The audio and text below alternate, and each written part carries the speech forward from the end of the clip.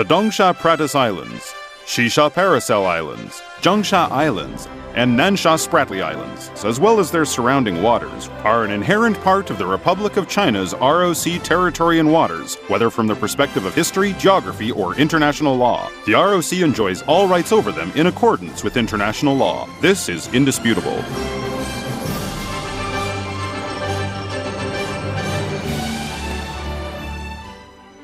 The South China Sea Islands were first discovered, named, and used, as well as incorporated into national territory by the Chinese. Among them, Taiping Island is the largest of the naturally formed islands in the Nansha Islands, with a land area of 0.49 square kilometers. In 1946, personnel from the ROC Navy vessel Taiping reclaimed the island, erecting a stone marker and renaming it Taiping.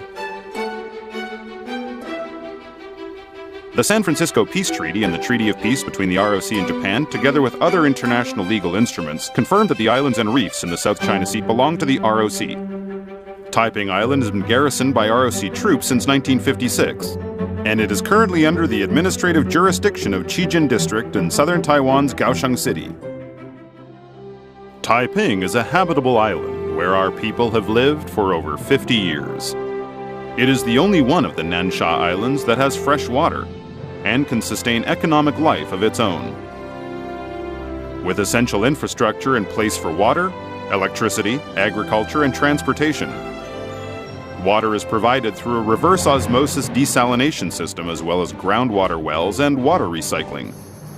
Electricity comes from diesel generators and a photovoltaic system that generates some 170,000 kilowatts of power per year. A great variety of fruit and vegetables are grown on the island farm. Taiwan improvements to the existing runway and construction of new piers have made air and sea transportation much more convenient.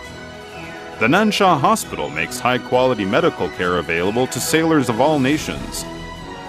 Postal services, satellite dish antennas, and 2G cell phone towers ensure efficient communications, while the island's meteorological station provides timely weather information for the safety of ships and planes in the South China Sea region. There is also a temple devoted to the Bodhisattva of Compassion and recreation facilities for island residents.